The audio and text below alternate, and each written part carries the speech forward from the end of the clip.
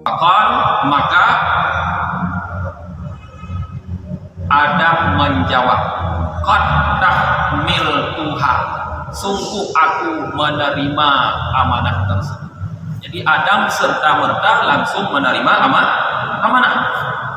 Di saat Adam menerima amanah, berarti anak cucu Adam tidak punya pilihan, langsung juga menerima amanah. Karena di saat Adam menerima amanah, di dalam tulang sulbi Adam itu seluruh zuriyah keturunan Adam telah berkumpul di situ. Maka berarti semua kita dengan ikhlas tanpa paksaan telah menerima amanah dari Allah Subhanahu wa taala.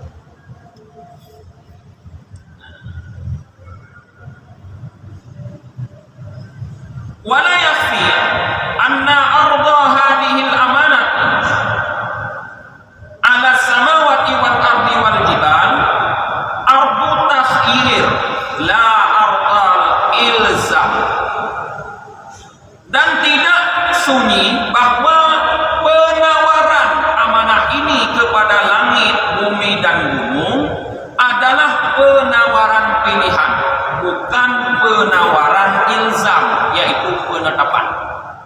Kita akan berpikir, kenapa di saat langit, bumi dan gunung ditawari oleh Allah, mereka tidak mau? Sebenarnya kalau Allah ingin membuat mereka mau, Allah bisa. Kenapa di saat Adam ditawari langsung mau? Rupanya ada perbedaan para jemaah. Allah menawarkan amanah kepada langit, bumi dan gunung adalah penawaran pilihan, bukan penetapan. Jadi Allah berikan pilihan kepada langit, Allah berikan pilihan kepada bumi dan gunung untuk menerima atau tidak menerima. Ternyata mereka memilih tidak menerima. Jadi bukan Allah tetapkan. Walau alzamahunna lam yamna'hunna min hamliha. Karena seandainya Allah menetapkan amanah itu kepada mereka, sungguh mereka tidak bisa menolak daripada amanah. Tidak ada yang bisa menolak dari ketetapan Allah. Nah, kemudian Allah berikan kepada Adam dalam bentuk pemberian pembebanan yang bersifat iltizam, bukan takhir. Maka Adam langsung menerima, karena tidak ada pilihan bagi Adam untuk menolak. Karena Allah tidak memberi pilihan, Allah tetapkan kepada Adam untuk memikul amanah. Kenapa kepada makhluk yang besar-besar Allah berikan pilihan, sedangkan kita makhluk yang kecil tidak diberikan pilihan, langsung ditetapkan, sehingga Nabi Adam tidak bisa memilih, langsung menerima. Rupanya manusia para jemaah walaupun terlihat secara fisik kecil, tapi Allah ciptakan sempurna. Laqad khalaqnal insana fi ahsani taqwim. Sungguh kami telah ciptakan insan manusia itu dalam sebagus-bagus bentuk atau dalam sempurna bentuk. Fisik kita sempurna. Kita dibekali dengan akal oleh Allah. Kita diberikan nafsu oleh Allah. Sedangkan makhluk yang tadi yang besar-besar, langit, bumi dan gunung, tidak memiliki fisik yang sempurna dan tidak dibekali dengan akal dan nafsu oleh Allah. Disinilah makhluk yang kecil yang namanya insan rupanya adalah makhluk yang sempurna. Ada cerita para jemaah, di saat Allah menciptakan besi kan kuat, kokoh. Besi berpikir bahwa dia adalah makhluk yang paling kuat. Berpikir bahwa dia adalah makhluk yang paling kuat. Tapi setelahnya Allah ciptakan api. Ternyata setelah Allah ciptakan api, besi itu menjadi lunak, dibakar oleh api. Lalu besi menyadari bahwa dia bukan makhluk yang paling kuat. Tetapi sekarang api yang berpikir bahwa dialah makhluk yang paling kuat karena mampu melunakkan besi. Ternyata kemudian Allah ciptakan air. Kemudian kemudian air mampu memadamkan api. Barulah api berpikir bahwa dia bukan makhluk yang paling kuat. Dan sekarang giliran air yang berpikir bahwa dialah makhluk yang terkuat karena mampu memadamkan api. Kemudian Allah ciptakan awan antara langit dan bumi di udara. Awan itu mampu membawa air. Nah, air jadi berpikir bahwa dia bukan makhluk yang paling kuat karena bisa dibawa-bawa oleh makhluk yang lain. Awan yang berpikir sekarang dia yang paling kuat karena makhluk terkuat sudah bisa dia bawa-bawa. Kayak pikir awan itu. Kemudian Allah ciptakan angin. Dikala Allah ciptakan angin, maka angin itu membawa awan kemanapun. Maka awan berpikir bahwa awan bukan makhluk yang paling kuat. Anginlah sekarang yang berpikir yang paling kuat karena dia mampu membawa awan yang di dalamnya ada air kemanapun dia suka. Kemudian Allah ciptakan gunung. Di saat Allah ciptakan gunung dalam bentuk yang sangat kokoh, ternyata angin tidak mampu menembus gunung. Karena angin yang gunung. Maka angin menyadari bahwa dia tidak kuat. Ternyata ada makhluk lain yang sangat kuat, yaitu gunung. Gunung berpikir dialah makhluk yang sangat kuat. Ahlnya dibuatlah manusia oleh Allah. Allah ciptakan manusia. Kecil sekali manusia dibandingkan dengan gunung. Tapi manusia mampu merobohkan gunung. Abeh gunung mikro manusia, ya kan? UPB raya gunung roboh dengan manusia. Ada yang robos dibuat terowongan, ada yang diambil tanah-tanahnya untuk ditimbun di tempat-tempat yang lain. Ternyata rupanya makhluk yang paling kuat adalah manusia. Maka Allah tidak lagi menawarkan kepada manusia, tapi menetapkan bahwa manusialah yang berhak memikul amanah. Maka Allah melanjutkan dalam firman-Nya, wahamalahal insan. Kemudian amanah tersebut dipikul oleh manusia, walaupun Allah mengatakan innahu kana zaluman jahula, sesungguhnya manusia itu berada dalam keadaan zaluman. Zalim, jahula lagi bodoh. Ini maknanya kebanyakan manusia bersifat seperti itu di dalam mengelola amanah. Wa qala Kufal wa ghairuh, Kufal dan selainnya berkata, al-aqu fi hadhil ayah darbu mithl ay anna samawati wal arda wal jibala ala kibri ajramiha law kanat bihaitsu yajuzu taklifuha la taqala alaiha. Menurut Kufal bahwa penawaran yang ada dalam ayat ini, penawaran amanah terhadap gunung, langit, bumi adalah merupakan bentuk kiasan. Seolah-olah Allah ingin menjelaskan bahwa langit, bumi, dan gunung bentuknya yang besar-besar seperti itu.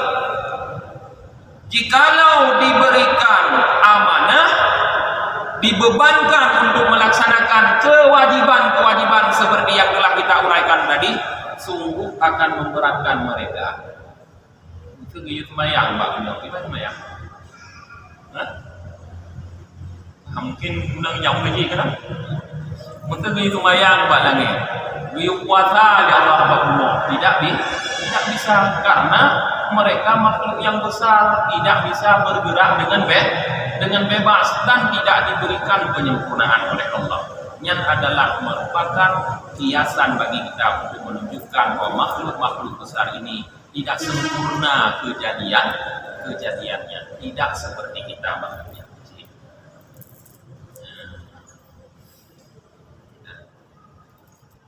Ai anna taklifa amrul adim haqquhu an ta'jiza anhu samawati wal ardu wal jibal.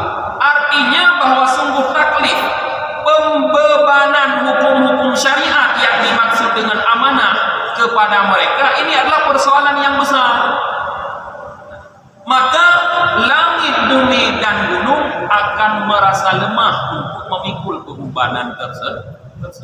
Nanti kalau lagi kita manusia, Waqad kallafahal insan, dan sungguh Allah telah membebankan amanah itu kepada manusia. Kama qala ta'ala, sebagaimana firman Allah Ta'ala, wa hamalahal insan ay iltazama bihaqqiha adam ba'da ardiha alaihi fi amid dur inda khuruji duriyatihi min dhuhrihi. Arti Allah bebankan kepada manusia apa? Artinya Allah pastikan, Allah tetapkan amanah tersebut dengan haknya amanah kepada Adam setelah Allah tawarkan amanah itu kepada Adam di dalam masa dzurriyyah. Maknanya sebelum manusia diciptakan oleh Allah, dalam alam arwah semua anak cucu Adam itu dikeluarkan oleh Allah dari tulang sulbi Adam. Kemudian anaknya lagi keluar dari anaknya, keluar dari anaknya, sehingga kalau kita ibaratkan bagaikan rantai. Kita keluar dari sulbi orang tua kita, anak kita keluar dari sulbi kita, kemudian anak itu keluar dari sulbi, keluar, begitulah dalam alam dzurriyyah. Di saat itulah Allah pertama sekali membebankan amanah kepada manusia. Ini hampir sesuai dengan firman Allah Ta'ala, yaitu di saat Allah mengeluarkan anak cucu manusia Adam daripada tulang sulbi Adam, dan Allah bersaksikan, alastu bi rabbikum qalu bala syahidna. Bukankah aku Tuhan kamu? Mereka semua berkata, bala, ya, syahidna, kami bersaksi.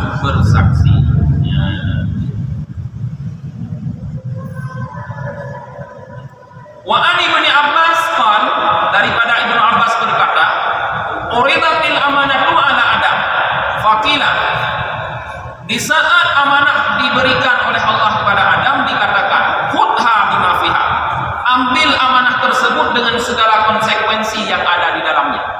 Fa in ata'ta ghafarta laka, jika engkau taat aku ampuni, ghafartu laka, aku ampuni bagimu. Wa in asaita ataqtuka, dan jika engkau bermaksiat akan aku azab engkau.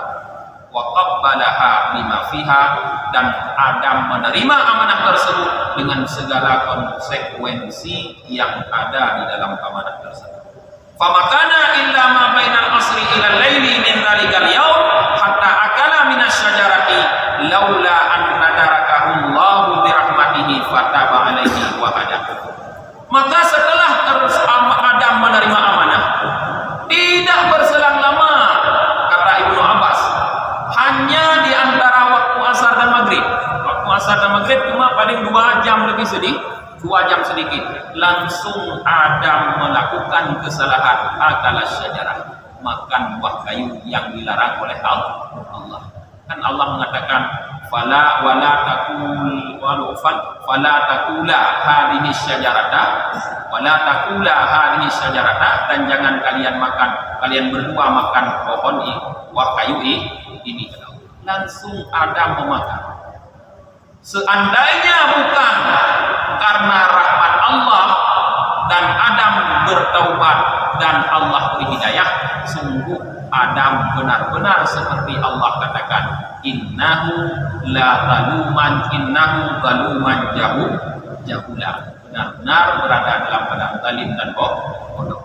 Untungnya rahmat Allah membuat Adam bertaubat dan Allah memberikan hidayah kepada Nabi Adam. Kemudian sedikit lagi, wal amanatu mushtaqatun minal iman. Amanah kalimatnya diambil dari kata-kata iman. Coba perhatikan kalimat amanah dengan iman huruf dasarnya sama. Hamzah, mim, nun. Iman juga huruf dasarnya sama. Hamzah, mim, nun. Sama. Jadi berarti ada kaitan. Faman hafidha amanat Allah, maka barang siapa yang memelihara amanah Allah, hafidhallahu imanahu, akan Allah pelihara imannya. Jadi kalau kita ingin iman kita selamat sampai kita berjumpa dengan Allah, peliharalah amanah Allah. Seperti kerjakan perintah Allah yang wajib-wajib, tinggalkan yang dilarang Allah. Jangan bermaksiat. Qala sallallahu alaihi wasallam, bersabda Nabi sallallahu alaihi wasallam, la imana liman la amanatalah. Tidak ada iman bagi orang yang tidak beriman, yang tidak melaksanakan amanah, waladina liman la ahdalah, dan tidak ada agama bagi orang yang tidak ada kepercayaan baginya. Jadi bermakna iman dengan agama saling berkaitan. Orang beragama Islam disebut muslim. Orang beriman disebut mukmin. Kalimat mukmin di dalam doa dengan kalimat muslim sering kita rangkai. Muslimina wal musliman, mukminina wal mukminat. Artinya ada kaitan yang dekat antara dua kalimat ini, antara iman dengan Islam. Nah, di sini juga menunjukkan bahwa amanah dengan kepercayaan juga punya kaitan yang sangat dekat. Bermakna amanah yang diberikan kepada kita adalah kepercayaan. Di saat Allah telah memberikan amanah kepada kita, berarti Allah telah mempercayai kita. Maka jangan sia-siakan kepercayaan Allah. Kenapa Allah tidak berikan kepada langit, gunung, dan bumi tadi yang besar-besar? Allah tidak percaya kepada mereka. Allah tahu mereka tidak bisa menipunya. Maka Allah berikan karena Allah percaya kepada kita. Maka jangan sia-siakan kepercayaan Allah. Sungguh sangat zalim, sangat khianat orang yang berani menyalahi kepercayaan Allah. Menyalahi kepercayaan makhluk juga berarti menyalahi kepercayaan Allah. Artinya amanah yang diberikan oleh makhluk Allah kepada kita juga amanah yang Allah berikan kepada kita. Maka tidak menyalahi kepercayaan Allah sama dengan artinya tidak menyalahi kepercayaan makhluk. Maka jangan salahi juga selain kepercayaan Allah adalah kepercayaan makhluk kepada kita. Wa qala Rasulullah sallallahu alaihi wasallam, dan Rasulullah sallallahu alaihi wasallam berkata, yaqba'ul mu'minu ala kulli khalqin laisal khiyanah wal kadhab wal kibr. Nah, karakter seorang mukmin, kata Ibnu Abbas, kata Rasulullah sallallahu alaihi wasallam, adalah tidak berakhlak dengan khianat dan dusta. Itu karakter mukmin. Karakter artinya sifat dasar yang ada pada seorang mukmin, tidak berakhlak dengan khianat dan dusta. Maka orang-orang yang berkhianat, orang-orang yang dusta bisa keluar dari kelompok orang mukmin menuju kelompok sebelahnya yang disebut dengan munafik. Bukankah Rasulullah pernah mengatakan bahwa ayatul munafik salah bahwa tanda munafik tiga, idza wa'ada, idza hadatsa kadzdzaba, wa idza wa'ada akhlafa, wa idza tumina khana. Apabila berbicara dia berdusta, bohong. Itu bukan karakter orang muslim, itu karakter munafik. Wa idza wa'ada akhlafa, berjanji mengingkari, berarti dia terpercaya, bukan karakter orang Islam. Wa idza tumina khana, apabila dipercaya berkhianat, itu bukan karakter Islam. Maka senantiasa peliharalah amanah, jangan berkhianat dan jangan berdusta. Mudah-mudahan mentang pengajian katanya waktunya, insyaallah malam itu akan bertemu dalam bab selanjutnya tentang menyempurnakan salat dengan khusyuk dan khusyuk. Wallahu a'lam bishawab. Subhanakallahumma wa bihamdika wa nashhadu an la ilaha illa anta wa nastaghfiruka wa natubu ilaik. Subhana rabbika rabbil izzati amma yasifun wa salamun alal mursalin walhamdulillahi rabbil alamin. Sallallahu